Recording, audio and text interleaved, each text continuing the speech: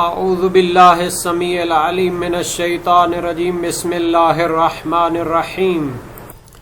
ربنا آتنا فی الدنیا حسنۃ وفی الآخرۃ حسنۃ وقنا عذاب النار۔ عزیز طلبہ السلام علیکم ورحمۃ اللہ وبرکاتہ۔ شرح المدوم کتاب کفارات درس نمبر 501 میں کفارہ خور مساکین کی شرائط پر گفتگو ہوگی۔ کفارات میں جن مقامات میں فقراء اور مساکین کو کھانا کھلایا جاتا ہے تو ان مساکین کی شرائط ذکر ہوں گی جن کو کفارہ کھلانا ہے۔ مسکین میں ایمان کی شرط پر تحقیق کی جائے گی، متعلقہ مسائل اور فروعات کا تذکرہ ہوگا، روایات اور احادیث ذکر کی جائیں گی اور عبارت کی تشریح اور تطبیق بھی پیش کی جائے گی۔ فرماتے ہیں کہ مسکین میں شرط ہے کہ وہ شیعہ اثنا عشری ہو، اور دوسری شرط یہ ہے مسکین میں کہ وہ کفارہ دینے والے کا واجب النفقہ نہ ہو، یعنی کفارہ دینے والے پر اس کے اخراجات ادا کرنا واجب نہ ہوں۔ مثال کے طور پر اگر جس کو کفارہ دیا جا رہا ہے وہ کفارہ دینے والے کا بیٹا ہو، یا مثال کے طور پر اس کی بیوی ہو کہ ان کے نان و نفقہ خود اس پر واجب ہوتے ہیں، تو پھر اس کو وہ کفارے والا کھانا نہیں دے سکتا۔ لیکن اگر واجب النفقہ دوسرے کا ہو اور وہ اس کو اس کے اخراجات دے رہا ہو تو پھر اس کو نہیں دے سکتے کفارے والا کھانا۔ لیکن اگر جس پر اس کا نان و نفقہ واجب ہے وہ اس کو ادا نہ کرے تو پھر اس کو کفارے والا کھانا دے سکتے ہیں۔ عبارت کو دیکھتے ہیں۔ فرمایا وَيُعْتَبَرُ فِيهِ الْإِيمَانُ وَعَدَمُ وُجُوبِ نَفَقَتِهِ عَلَى الْمُعْطِي أَمَّا عَلَى غَيْرِهِ فَهُوَ غَنِيٌّ مَعَ بَذْلِ الْمُنْفِقِ وَإِلَّا فَلَا، یعنی مسکین جس کو کفارے کا کھانا کھلایا جائے تو اس میں شرط ہے، معتبر ہے، ایمان ہو، شیعہ اثنا عشری کے معنی میں لیتے ہیں۔ وَعَدَمُ وُجُوبِ نَفَقَتِهِ عَلَى الْمُعْطِي، اور دوسری شرط یہ ہے کہ اس کا نان و نفقہ، اس کے اخراجات اس کفارہ دینے والے پر واجب نہ ہوں۔ اگر اس کے اخراجات اسی کفارہ دینے والے پر واجب ہوں تو پھر یہ جائز نہیں ہوگا اس کو کفارے کا کھانا دینا، چونکہ اس کو تو کفارے کے علاوہ کھانا کھلانا اس پر واجب ہے۔ اما علی غیرہ فہو غنی مع بذل المنفق، اور اگر ایسا مسکین ہو، ایسا شخص ہو کہ جس کے نان و نفقہ کسی دوسرے شخص پر واجب ہیں، یہ جو کفارہ دینا چاہتا ہے اس پر واجب نہیں ہے، تو فرماتے ہیں اگر وہ دوسرا شخص اس کو نان و نفقہ دے رہا ہو تو وہ غنی شمار ہوگا، وہ مسکین شمار نہیں ہوگا۔ وَإِلَّا فَلَا، اور اگر وہ تیسرا شخص جس پر اس کا نان و نفقہ واجب ہے وہ نہ دے رہا ہو تو پھر اس صورت میں اس کو دے سکتے ہیں کفارے والا کھانا۔ اما علی غیرہ، اور اگر اس کے نان و نفقہ کسی دوسرے شخص پر واجب ہوں، کفارہ دینے والے پر واجب نہ ہوں، فَهُوَ غَنِيٌّ مَعَ بَذْلِ الْمُنْفِقِ، اگر وہ شخص جس پر اس کا نان و نفقہ واجب ہے وہ باذل کرے، اس کو خرچہ ادا کرے تو وہ غنی شمار ہوگا، پھر اس کو کفارے کا کھانا نہیں دے سکتے۔ وَإِلَّا، اور اگر منفق جس پر واجب ہے اس کے اخراجات وہ ادا نہ کرے، فلا، تو پھر وہ غنی نہیں ہوگا تو اس کو کفارے کا کھانا دے سکتے ہیں۔ یہاں تک کفارہ خور مسکین کی شرائط بیان ہو گئی، وہ دو ہیں، ایمان اور کفارہ دینے والے پر اس کا نفقہ واجب نہ ہونا۔ وَبِالطَّعَامِ مُسَمَّاهُ كَالْحِنطَةِ وَالشَّعِيرِ، اور طعام یعنی کھانے سے مراد یہ ہے مسمّاہ، جس کو کھانا کہا جائے،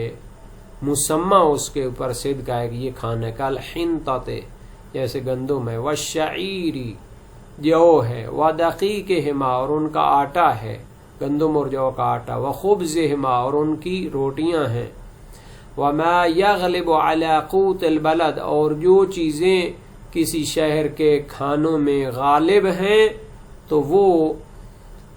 مسکین کو کفارے میں کھلائی جا سکتی ہیں۔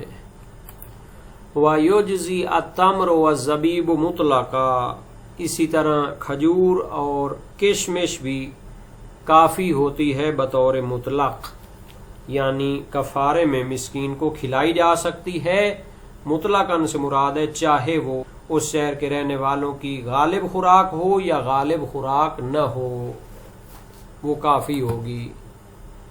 وَيُعْتَبَرُ كَوْنُهُ سَلِيمًا مِنَ الْعَيْبِ وَالْمَزْجِ بِغَيْرِهِ، اور معتبر اور شرط ہے اس کھانے میں کہ جو مسکین کو کفارے میں کھلایا جاتا ہے، كَوْنُهُ سَلِيمًا مِنَ الْعَيْبِ، کہ وہ عیوب سے صحیح و سالم ہو، معیوب نہ ہو، والمزج بغیرہ، اور وہ دوسری چیزوں کے ساتھ مخلوط نہ ہو، مزج یعنی ممزوج و مخلوط ہونا، بغیر دوسری چیزوں کے ساتھ۔ فلا یجزی المسوس، پس وہ گندم اور جو جس کو کیڑا لگا ہوا ہو اور اس میں پنجابی میں اسے کہتے ہیں گھن، یا مختلف قسم کے جو حشرات اس میں ہوتے ہیں جو اس کو خراب کر دیتے ہیں، وہ کافی نہیں ہوگا۔ فلا یجزی کافی نہیں ہوگا، المسوس ہو، کرم خوردہ بھی اس کو کہتے ہیں، جس کو کیڑے لگے ہوئے ہوں۔ والممتزج بزوان و تراب، اور اسی طرح وہ گندم اور جو مخلوط ہو زوان، تلخ دانوں کے ساتھ۔ جب گندم کاشت کی جاتی ہے تو اس میں کچھ ایسے دانے اگاتے ہیں، ایسی جڑی بوٹیاں اگاتی ہیں کہ اگر ان کو ساتھ رکھا جائے تو وہ تلخ ہو جاتا ہے۔ آٹا اور گندم یعنی مخلوط شمار ہوتی ہے۔ زوان وہ دوسرے جو اس کے اندر اگاتے ہیں دانے اور اناج کے جو گندم کے مشابہ ہوتے ہیں، تلخ ہوتا ہے ان کا مزہ، وہ تلخ ہوتا ہے۔ وَتُرَاب، یا مٹی ملی گندم اور جو بھی کافی نہیں ہوں گے، غیر معتادین، جن میں حد سے زیادہ دوسری قسم کے دانے یا مٹی حد سے زیادہ ملی ہوئی ہو۔ غیر معتادین یعنی جتنی عموماً چیز ملی ہوتی ہے اس سے زیادہ اس میں دوسری چیزیں ملی ہوئی ہوں۔ تو نہایت اہم مسئلہ ہے کہ کفارہ خور مسکین کی شرائط کیا ہیں۔ تو فرماتے ہیں ایمان کی اس میں شرط ہے، ایمان بالمعنی الخاص۔ تو اس کے بارے میں نظریات مختلف ہیں۔ محقق ہلی صاحب شرائع الاسلام نے اس کو شرط نہیں کیا بلکہ اسلام کو کافی سمجھا ہے۔ ادلہ اطعام جو کفارات کی ہیں ان کے عموم سے استفادہ کیا ہے، اور موثق اسحاق بن عمار صاباتی جلیل القدر سے کراوی امام ابو الحسن علیہ السلام سے بھی انہوں نے دلیل مانی ہے۔ قد سألہ عن الکفارۃ، یہاں تک کہ فرمایا قلت فیعطیہ الضعفاء من غیر اہل الولایہ، کہ وہ جو اہل ولایت نہیں ہیں، ولایت اہل بیت کو نہیں مانتے، تو جو ضعیف قسم کے کمزور قسم کے لوگ ہوتے ہیں، علمی بحثوں میں دخل نہیں رکھتے، تو ان کو کفارہ دے سکتا ہے۔ فرمایا نعم واہل الولایت احب الیہ، ہاں ان کو بھی دے سکتا ہے لیکن اہل ولایت شیعہ اثنا شری ہو تو یہ زیادہ پسندیدہ ہے۔ ترجمہ اردو وسائل الشیعہ جلد 15 صفحہ 369 میں باب 18 میں حدیث دوم موجود ہے۔ اسحاق بن عمار بیان کرتے میں نے امام کاظم علیہ السلام کی خدمت میں عرض کیا کہ جس آدمی نے کفارہ کے سلسلے میں 10 یا 60 مسکینوں کو کھانا کھلانا ہے تو ایک ہی انسان وہ کو دے سکتا ہے؟ فرمایا نہیں، بلکہ ایک ایک انسان کو الگ دے۔ پھر سوال کیا آیا وہ ان مستضعفین کو دے سکتا ہے جو ولایت کے قائل نہیں ہے؟ فرمایا ہاں، مگر ولایت کے قائل مجھے زیادہ پسند ہیں۔ جبکہ شیخ طوسی کا نظریہ ہے اور علامہ ہلی نے اسے تقویت کی ہے کہ ایمان شرط ہے ممکنہ صورت میں، اور شہید ثانی نے مسالک الافہام فی شرح شرائع الاسلام میں فرمایا لیس علیہ نص بخصوصہ، خصوصی اس پر نص اور روایت نہیں ہے۔ ابن الجنید اسکافی بغدادی، ابن البراج قاضی بغدادی یہ فرماتے ہیں کہ بطور مطلق ایمان شرط ہے، جبکہ ابن ادریس ہلی فرماتے ہیں ایمان اور عدالت دونوں شرط ہیں۔ تو آخری دونوں اقوال کی دلیل وہ زکوٰۃ میں جو گزر چکی ہے، تو وہاں پر چونکہ یہ چیزیں شرط ہوتی ہیں تو کفارے کے مستحقین میں بھی شرط ہوتی ہیں، حالانکہ یہ ملازمہ ممنوع ہے، یعنی جو زکوٰۃ کے مستحقین میں شرط ہے وہ یہاں بھی وہی شرط ہو تو یہ ممنوع ہے، جیسا کہ مسالک الافہام میں شہید ثانی نے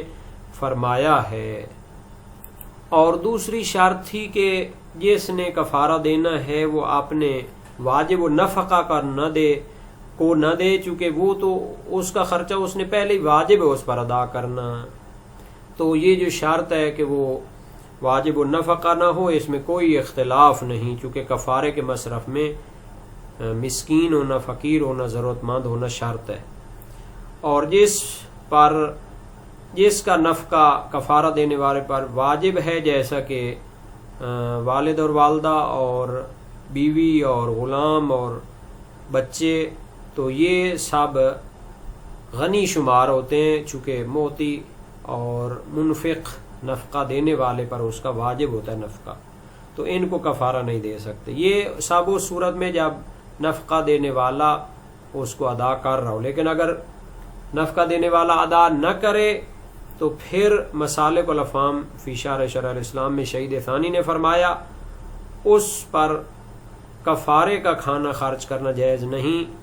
حتیٰ اگر وہ نفقہ سے منع کر دے اور وہ محتاج ہو جائیں تو ان کا حکم اسی طرح ہے، چونکہ شرط یہ ہے کہ وہ مقدور ہو اس پر اور تقصیر اس سے واقع ہوئی ہے، تو بادل نفقہ اور عدم بادل نفقہ میں فرق نہیں کیا۔ اگر خود اس نے ان کو دینا ہے نفقہ تو چاہے اس کو دے یا نہ دے، وہ اپنا کفارہ ان کو نہیں دے سکتا، لیکن اگر کوئی دوسرا شخص ان کا منفق ہے اور ان کے اخراجات کو ادا کرنے والا ہے تو اگر وہ ان کو دے تو وہ غنی شمار ہوں گے، لیکن اگر وہ ان کو خرچہ نہ دے تو پھر وہ فقیر شمار ہوں گے اور ان کو کفارے کا کھانا کھلایا جا سکتا ہے،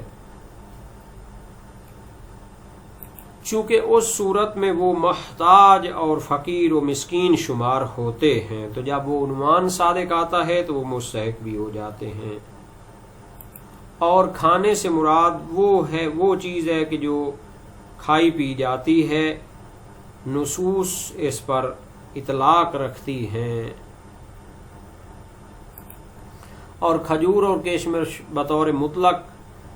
کفارے کے کھانے میں جائز ہوتی ہے، کافی ہوتی ہے، چاہے وہ اس شہر کا کھانا شمار ہو غالباً یا نہ ہو۔ ہاں اس میں شرط ہے کہ وہ معیوب نہ ہو، چونکہ دلیلیں اس سے انصراف رکھتی ہیں، اگر معیوب ہو تو وہ کافی نہیں ہے، اور دوسری چیزوں کے ساتھ ملا ہوا نہ ہو، چونکہ کفارہ عبادت ہے، تو یہ وہ شرائط ہیں جو کفارہ خور مسکین میں پائی جاتی ہیں، اور اس کے بعد اس کھانے کی شرائط بھی بیان ہو گئی جس کو کفارے میں ادا کرنا ہے۔ تو دو شرطیں یہاں پر شہید ثانی نے بیان کی ہیں۔ کفارہ خور مسکین میں شرط ہے ایمان اور کفارہ دینے والے کا واجب و نفقہ نہ ہونا، اس کی تفصیل بیان ہو چکی ہے، اور کھانے کی شرائط ہیں کہ اس پر کھانے کا نام صد کرے، اور دوسرا یہ ہے کہ اس کے ساتھ وہ معیوب نہ ہو اور اس کے ساتھ کوئی چیز ملی ہوئی نہ ہو، چونکہ معیوب چیز کو